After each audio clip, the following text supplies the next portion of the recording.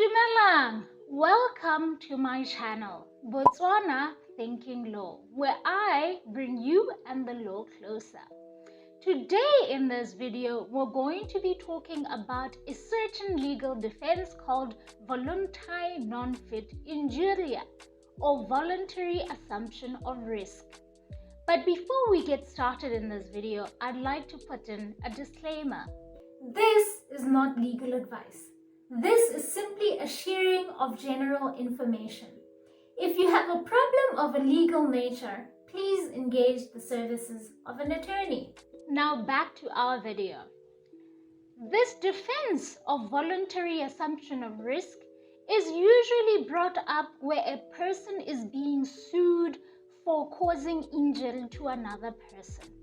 The most typical example of this is in motor vehicle accidents, where a driver had been observed by a passenger drinking the entire day. This driver walking towards the car, going back and forth and not being able to walk straight.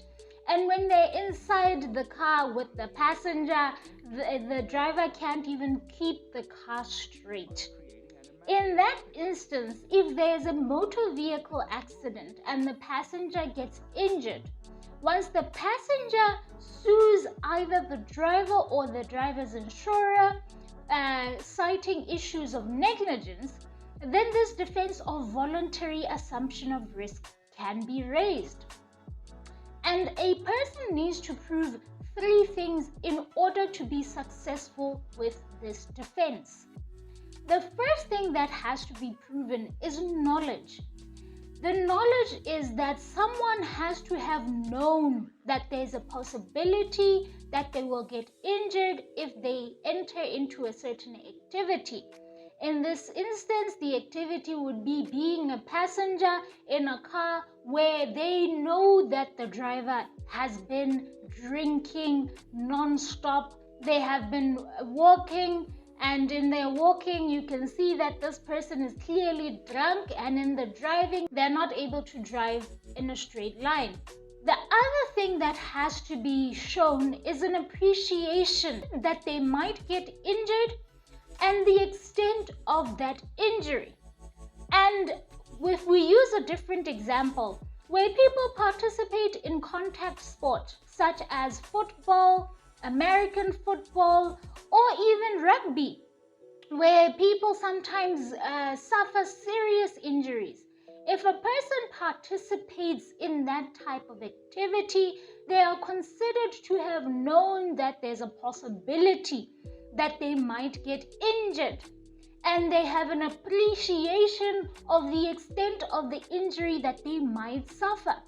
Even in the motor vehicle accident where this drunk driver is driving and is not able to drive in a straight line, it could be considered that the passenger had an appreciation that they might get into an accident, that they might get injured, and the extent of the injuries might be overwhelming.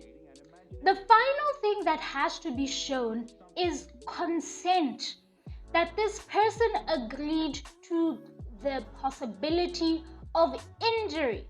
And this consent could be either the person saying, yes, I know that there's a possibility I'll get injured, or it can be inferred from their conduct. For example, if a person is going into this car with this person that they have seen drinking the entire day, they observed this person unable to walk in a straight line, going side to side as they're walking towards the car.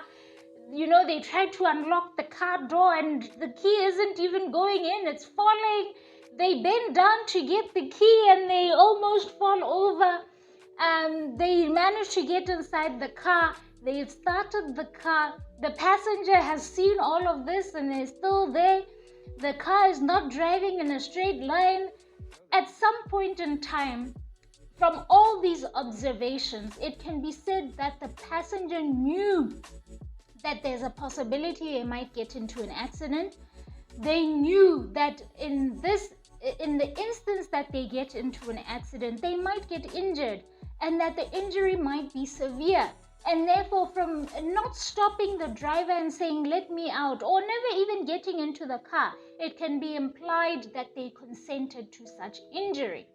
Similarly, in relation to certain activities, like I said, football, rugby, American football, where a person especially has been playing for a long time, then they know that there's a possibility someone can suffer severe injuries. When it comes to medical issues and an operation, when a person gets operated on, for example, heart surgery, they are advised of the risk, one of which is death.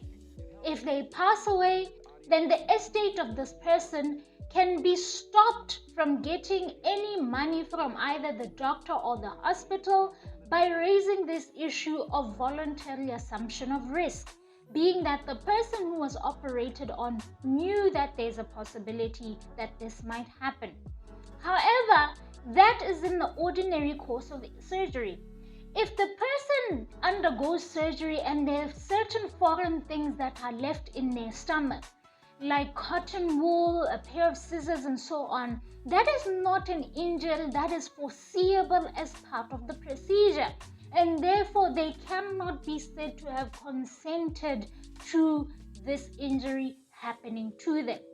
I hope you got something of use in today's video. Please make sure to like, share, subscribe, ring the notification bell so that every time I put up a new video, you will be notified. Make sure to follow me on my Facebook page at Botswana Thinking Law and on my Twitter at BW Thinking Law. And thank you for joining me, and I hope to see you in my next video. Bye.